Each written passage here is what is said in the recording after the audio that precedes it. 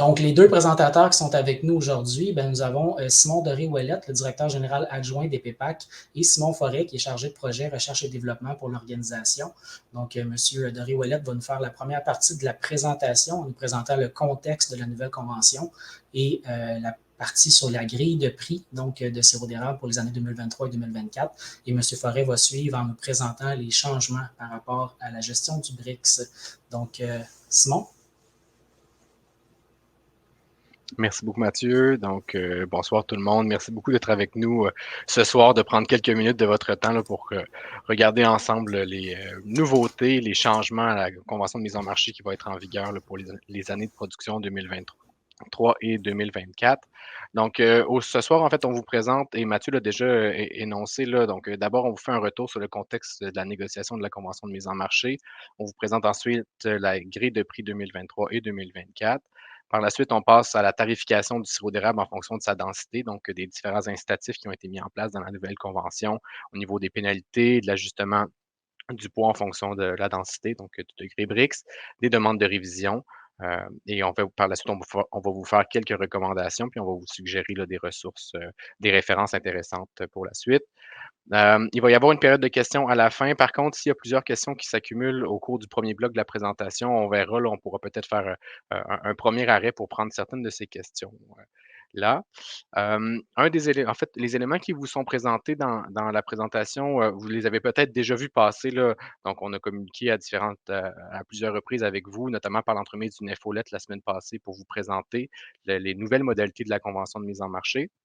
Donc, et également, là, dans la prochaine édition de l'Info Siro, il va y avoir plusieurs textes là, sur la nouvelle convention de mise en marché pour venir vous expliquer là, les changements puis les tenants et aboutissants de la négociation là, pour la nouvelle convention. Donc, on fait un pas de recul, on parle un petit peu du contexte là, de négociation de la convention. Donc, la convention de mise en marché qui était en vigueur pour les 3 dernières années arrivait à échéance le 28 février 2023. Il y avait donc lieu là, au cours de l'année 2022 de démarrer les négociations en vue d'une nouvelle convention de mise en marché. Dans le cadre de ces négociations-là, les PPAQ ont consulté les producteurs et les productrices à l'égard de leurs attentes à différentes reprises. D'abord, les conseils d'administration des différentes régions ont été consultés là, par l'entremise de leur président puis lors de différentes instances. Également, lors de l'Assemblée semi-annuelle de novembre 2022, donc on vous a présenté là, ce qui était sur la table à dessin à ce moment-là, donc pour obtenir le pouls, obtenir des commentaires, des suggestions là, sur les directions vers lesquelles on devrait aller, puis vraiment être le plus transparent possible dans le cadre de ce processus-là. Et finalement, ben, il y a eu en fait, plus d'une dizaine de réunions du conseil d'administration des PPAQ qui ont été tenues sur cette question-là pour évaluer les propositions qui étaient échangées entre les deux parties et voir qu'est-ce qui, selon les présidents des différentes régions, pourrait bien passer ou moins bien passer là, donc auprès de, de leurs syndicats locaux. Donc, le comité PPAQ-CIA qui était chargé de négocier la nouvelle convention s'est rencontré formellement à 9 reprises entre juin 2022 et décembre 2022. Il y a eu d'autres échanges plus informels là, qui ont été tenus au cours de la même période. Donc, ce qui a fait en sorte que ça a été une période très occupée là, du côté des deux parties pour essayer d'en arriver à une entente négociée. Donc, l'entente de principe concernant la grille de prix du sirop d'érable pour les 2 prochaines saisons a été conclue le 22 décembre 2022. Donc, cette entente de principe-là établissait les grands principes là, sur lesquels les parties s'entendaient pour les 2 prochaines années. Et au cours des 2 premiers mois de l'année 2023, ben, on s'est attablé à la rédaction de cette nouvelle convention de mise en marché-là, qui a été signée par les parties le 27 février dernier et acheminée à la régie pour homologation le lendemain, donc le 28 février 2023.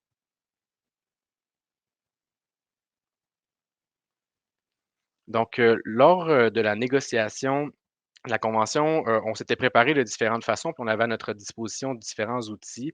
Notamment, il y a une mise à jour de l'étude des coûts de production du sirop d'érable qui avait été effectuée donc pour les 2 dernières années de production, donc pour 2021 et pour 2022. Parmi les objectifs qui ont été ciblés au niveau de la négociation, donc on voulait avoir une entente d'une durée de 2 ans. Donc le conseil d'administration a jugé que 3 ans, c'était peut-être trop long pour une prochaine convention de mise en marché en raison de l'incertitude qu'on observe au sein des marchés. mais qu'une durée de 2 ans là, nous permettait d'obtenir des garanties et de la stabilité là, au niveau des prix et des conditions de marché. Également, bon, c'était une condition sine qua non à l'obtention d'une entente. Il fallait absolument une grille de prix qui reflétait ou qui couvrait l'augmentation des coûts de production. Et également, on souhaitait mettre en place des incitatifs là, pour valoriser la production du sirop d'érable de qualité, donc du sirop d'érable idéalement bon goût de plus de 66 degrés Brix. Et ben, finalement, ben, on a été en mesure de s'entendre avec le CIE. Donc, l'entente a été négociée entre les parties et non pas imposée par la régie. Donc, ce qui s'avère une bonne nouvelle là, pour la cohésion au sein de la filière. Je vous présente maintenant la grille de prix pour 2023 et 2024. Dans la première colonne de prix, donc vous avez les prix de l'année récolte pour l'année 2022. Donc, vous pouvez voir par exemple que le sirop doré était payé 3 la livre. Le sirop doré bon goût a été payé 3 la livre en 2022. Donc, pour 2023, on parle d'une augmentation là, sur l'ensemble des 4 premières catégories, donc de 20 sous la livre, avec une augmentation subséquente là, de 9 sous la livre pour 2024.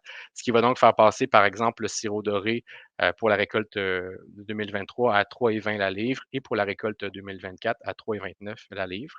Les changements sont équivalents là, pour les 3 autres catégories. Également, bon, fait à noter au niveau du sirop, catégorie de transformation, qui était auparavant là, payé à 1,80 moins un rabais de 55 sous, donc 1,25. Ben, au cours des 2 prochaines années, on va lui aussi lui appliquer les augmentations de 20 sous et 9 sous. Et pour ce qui est là, du sirop très foncé, inférieur à 7 VR1, VR2 et VR4, celui-là va continuer à être payé à 1,80 donc pour les 2 prochaines années. Maintenant, au niveau des pénalités et des primes applicables, donc la prime pour le sirop d'érable biologique est maintenue à 22 sous pour les 2 prochaines années et les pénalités pour les catégories VR1, VR11, VR12 et VR2 sont augmentées. Donc, elles passent de 10 sous en 2022 à 15 sous en 2023 et 2024. On observe le même genre de mouvement là, donc pour les pénalités pour les VR13, VR14, VR4, VR41, 42 et 43. Donc, ces pénalités-là passent de 25 sous donc, lors de la dernière convention à 50 sous pour la prochaine convention. Encore une fois, l'objectif ici, c'était vraiment d'obtenir le meilleur prix possible pour le sirop bon goût et d'avoir des bons incitatifs là, pour encourager le plus possible sa production.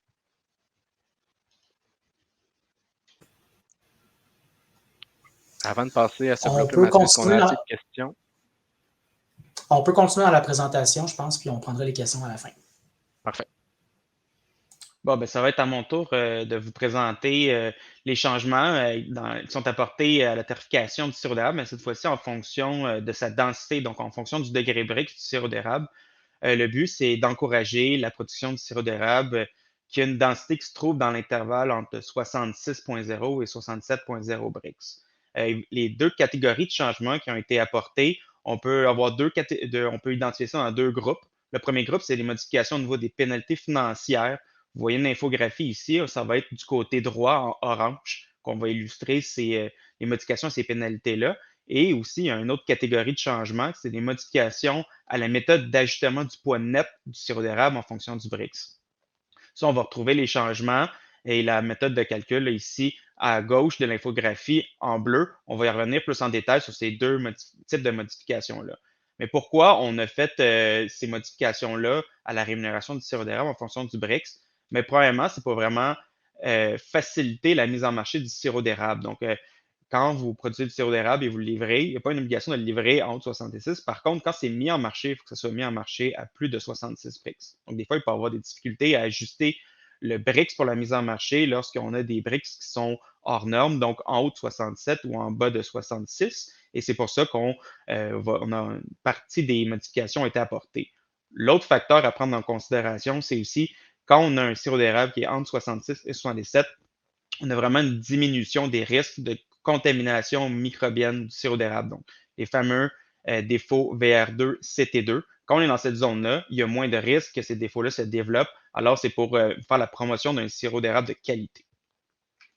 Donc, pour la première catégorie de changement, c'est au niveau des pénalités qui sont associées aux différents degrés Brix. Donc, dans le tableau que vous avez à l'écran, vous avez en fonction des intervalles de densité les différentes pénalités qui sont appliquées dans la deuxième colonne, dans l'ancienne convention, dans la convention 2022, et dans la nouvelle convention, dans la dernière colonne. On voit surligné en jaune le changement qui est dans la nouvelle convention. Donc, dans l'ancienne convention, lorsqu'on produisait un sirop d'érable entre 65,7 et 65,999, on n'avait aucune pénalité. Maintenant, dans cet intervalle-là, il va y avoir une pénalité de 10 sous la livre qui va être appliquée. Donc, dans cet intervalle-là, il n'y a toujours aucune pénalité qui est appliquée pour les sirops entre 66 et 69 brix. Donc, pour ça, ça reste équivalent entre les deux conventions. Donc, ça ici, ce changement-là est illustré dans l'infographie que vous voyez à la droite, donc dans la partie qui est en orange, donc que vous allez retrouver sur le site web des PPAQ si jamais vous voulez vous y référer à la suite de la présentation. Pour ce qui est de l'autre catégorie de changement, c'est peut-être la catégorie qui est peut-être un petit peu plus difficile à bien comprendre, donc on va passer peut-être un petit peu plus de temps, mais le sirop d'érable qui est produit, qui est mis en baril, donc en grand contenant, on ajuste le poids net, donc le poids du baril sur la balance en fonction de sa densité, donc de son degré Brix. Dans la deuxième colonne, vous avez l'ancienne méthode d'ajustement du poids. Donc, lorsqu'on avait un baril qui était livré à moins de 66 brix, donc la première ligne du tableau, il y avait une révision du poids net à la baisse, donc de 0,15% par dixième de degré Brix. Donc ça, c'était un ajustement qui est toujours en vigueur dans la nouvelle convention. Donc ça, il n'y a pas de changement de ce côté-là. Lorsqu'on va voir que vous allez livrer un baril sous 66 brix, il va y avoir un ajustement de 0,15% par dixième de degré Brix sous ce niveau-là. Ensuite, lorsqu'on va avoir quand on va avoir livré un baril qui va être à 66 brix, il n'y avoir aucun ajustement, mais dans la nouvelle convention, entre 66,1 et 66,999, donc juste sous 67, maintenant, il va y avoir un ajustement à la hausse. Donc, il va y avoir un ajustement à la hausse du poids du baril, donc de 0,15% par dixième de degré Brix. Donc, ça, c'est nouveau depuis cette année dans la nouvelle convention.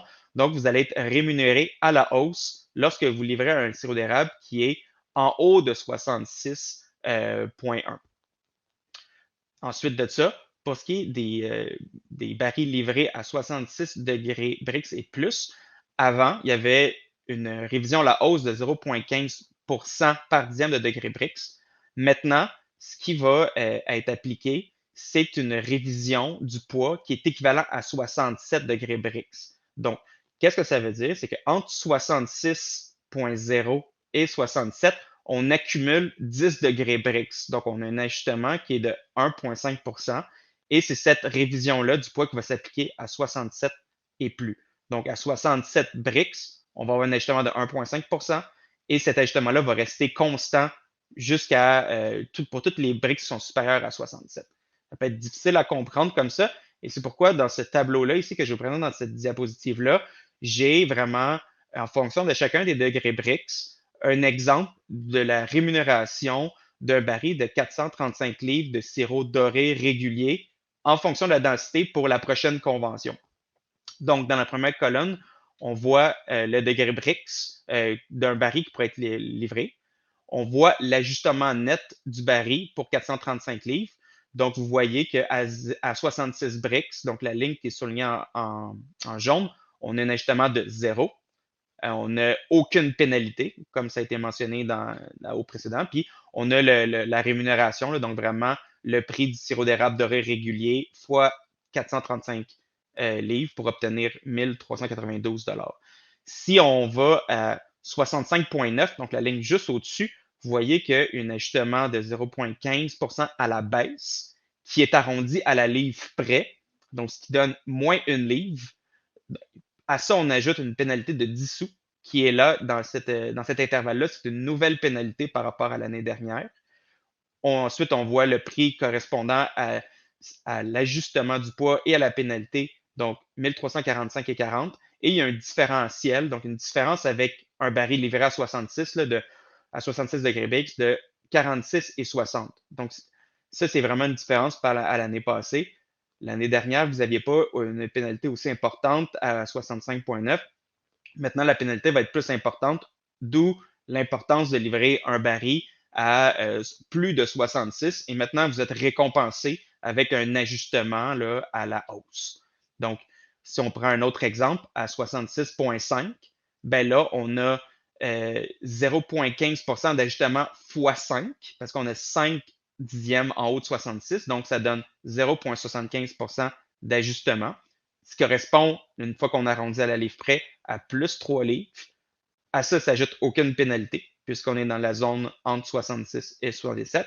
On obtient donc un prix pour 435 livres à 1401,60, ce qui est une différence là, avec un baril à 66 bricks de 9,60. Donc là, vous avez les augmentations pour chacun des dixièmes de degré bricks. Et comme vous voyez à la tout bas du tableau, entre 67 et 67,1, il n'y a aucune différence, puisque tous les barils qui sont livrés en haut de 67 degrés bricks sont ajustés comme si c'était un baril à 67 bricks. Très important à noter. Donc, avec tous ces changements là, à la convention au niveau du BRICS, vous avez sûrement des questions par rapport aux modalités de révision. Donc, on souhaite vous les rappeler. Ces modalités-là n'ont pas changé depuis l'année dernière. Donc, lorsque vous souhaitez contester la décision du vérificateur de la qualité concernant le BRICS, il faut s'assurer de respecter les 3 critères suivants, qui sont premièrement d'avoir un résultat inscrit au rapport de classement qui est de moins de 66 bricks ou de plus de 69 bricks. Il faut naturellement effectuer une demande de révision officielle dans les délais qui sont prescrits, donc de 15 jours ouvrables après la date du classement. Et ensuite de ça, il faut aussi s'engager à éventuellement payer une somme de 25 si la demande de révision elle est non fondée. Donc, lorsque ces critères-là sont respectés, le vérificateur de la qualité pour le BRICS va procéder à une nouvelle mesure du degré BRICS sur un échantillon qui a été préalablement conservé lors du classement initial et la révision aura lieu à ce moment-là. Ensuite de ça, on souhaite aussi vous faire quelques recommandations et vous souligner quelques ressources pour vous aider et vous assurer de produire un sirop d'érable qui est au BRICS désiré.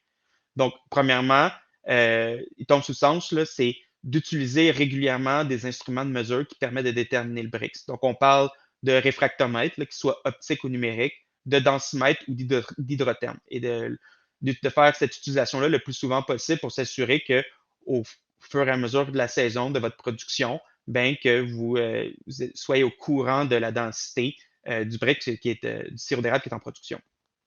Pour s'assurer que le BRICS qui est mesuré est correct, il faut aussi s'assurer de calibrer ces instruments-là. Puis il faut le calibrer naturellement au début de la saison, mais aussi assurez-vous de recalibrer à la fréquence et de la manière qui est suggérée par le manufacturier.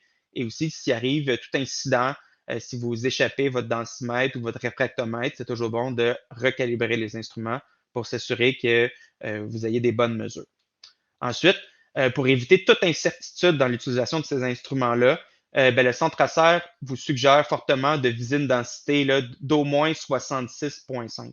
De cette façon-là, vous assurez que les incertitudes des instruments sont prises en compte, puis vous assurez de ne pas tomber dans une zone où des pénalités s'appliquent, comme avec mon exemple du 65,9 qui est maintenant pénalisé à 10 sous la livre. Finalement, quelques ressources pour vous aider aussi dans la production de sirop d'érable au BRICS désiré. Premièrement, il y a les clubs d'encadrement technique qui sont toujours des ressources de confiance pour vous aider à ajuster vos instruments et à vous conseiller dans la production de sirop d'érable. Il y a aussi un résumé de la présentation d'aujourd'hui des différents changements à la convention qui est disponible sur le site web des PPAC. Et si vous avez, après avoir consulté ces 2 ressources-là, encore des questions, vous pouvez toujours nous contacter par courriel au ppac.qualité@upa.qc.ca ou par téléphone au 1-855-679-7021 au poste 8470. Ça va nous faire plaisir de répondre à vos questions. Finalement, il y a quelques formations qui sont disponibles qui abordent la production de sirop d'érable au BRICS désiré, la calibration des instruments. Donc, je vous les énumère ici. Donc, la formation en ligne que vous pouvez faire de manière asynchrone, c'est-à-dire lorsque vous le désirez sur Internet, c'est Êtes-vous sur votre BRICS, faite par Agricarrière. Il y a la formation Utilisation et calibration des instruments de mesure utilisant la agriculture qui est offerte par le Centre ACER. Il y a aussi une formation atelier sur la calibration du sirop d'érable à l'aide du convertisseur acéricole Et finalement, il y a la formation sirop d'érable de qualité qui aborde également les enjeux là, de production de sirop d'érable au prix désiré. Donc, sur ça, je repasse la parole à Mathieu. Merci de votre attention. Puis si jamais vous avez des questions, on va être là pour y répondre.